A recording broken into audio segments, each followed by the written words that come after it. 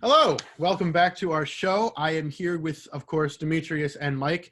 They will be sitting out this first time around because Gio wanted to go first. So, Gio, you and me always have a lot of fun talks about crazy trades that we could do in fantasy baseball. I want to hear about trades that you think will happen this season and free agency next season. So, Gio, take it away. What say you? Well, I will say that our blockbusters in fantasy might be more intriguing than what's going to happen for trades or free agency. Well, not for free agency, for at least trades this year. Because a lot of the trade targets I see are mostly, as I'm looking into my notes, players that are going to be impending free agents. Somebody like a Trevor Story. Because like we saw in this previous offseason where the Rockies just decided to kind of blow it up in a sense by trading away Nolan Arenado, and it's not going to end anytime soon with Trevor Story being an impending free agent.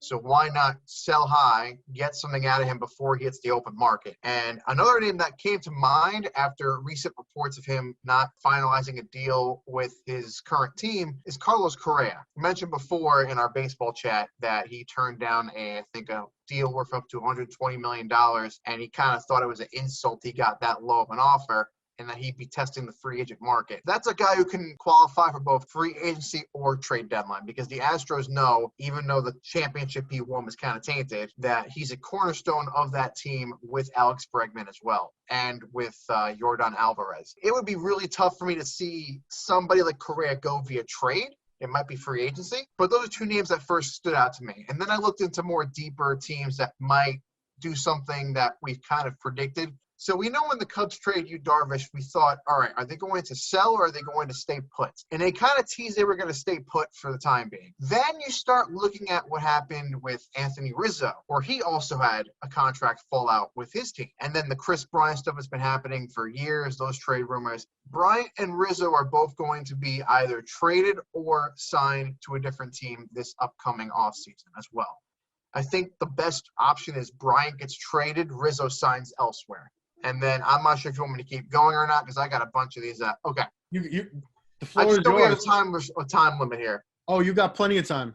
So you mentioned how Luis Castillo got blown up in his first start of the season. Before that start, he was somebody I saw as somebody that could still be traded. He could be, but his value might plummet to the point where the Reds might trade him quicker because they know if he's got the arm soreness that they want to ship him out as soon as possible. Same with Sonny Gray, except it's the opposite, where he's been incredible since coming over from the Yankees.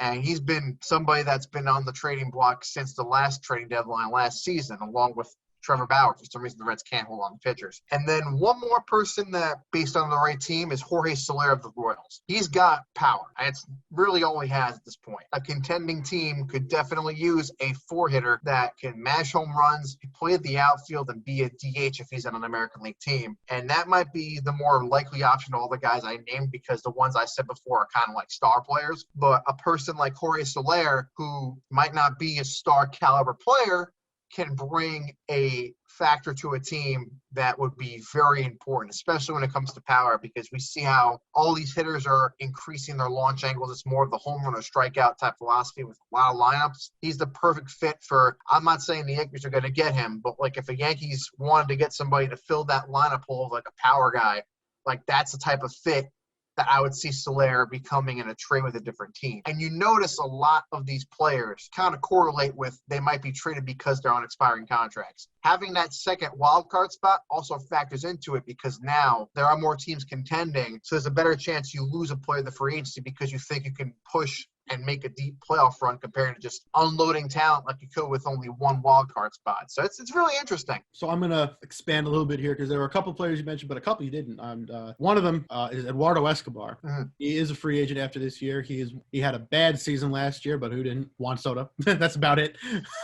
But he's one of the high-value trade targets. He plays short. He can play third or second if you want. He's going to probably be gone during the season to a team that's contending for the playoffs, or already in the playoffs and contending for a World Series. That's number one. Number two, I think Kyle Seager is gone too. He is a free agent after 22. He has a $15 million option in 2022, but it's a club option. I don't think he's sticking around. I think he's going to want to get traded. I think the Mariners are going to want to save $15 million on him, which would come as no surprise given what that bum of a GM said in the offseason. The feeling's mutual now because of that. So Seager's not going to have any love lost. He'll be happy to go somewhere else and help a team get to the playoffs and World Series, I'm sure. And then finally, because they've done everything else except this so far, I fully expect that Mr. Salvador Perez will be traded to a team. He is the franchise guy of the Royals since Gordon had left, but he's expensive. He's getting old. I know everybody loves him, but at this point you can get a lot for him because he is one of the two best catchers in the league. Maybe Real Muto is the only one better.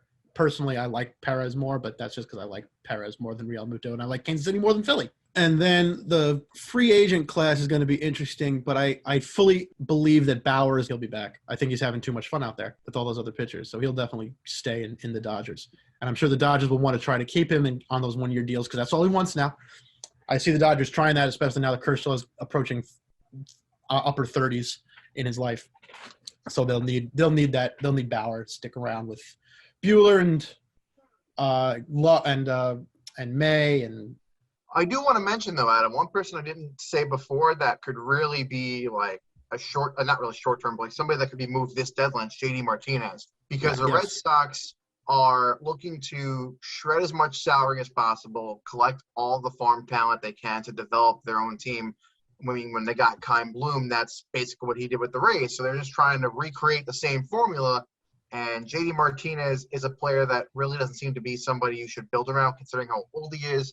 He's got $38 million on his contract, and he can opt out after the season. So if you remember back in 2017, when the Diamondbacks traded for him when they went from the Tigers to the D-backs and they made the playoffs because of his late power surge, this could be something similar where a team will trade for J.D. Martinez halfway through the year that needs a power bat like I mentioned with Soler, and he could also work his way into a better contract for his final contract before retirement. So that would be something I can definitely see the Red Sox doing, especially with the condition the team is in. But because of the fact he's only DH, it's probably going to be an AL only move. Yep. So if anybody takes him, they're going to want a 32-year-old DH.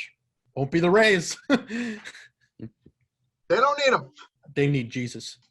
They need Wander Franco to come up now. That will do it for our free agency trade talk. Up next, we got Mike. We'll see you next time.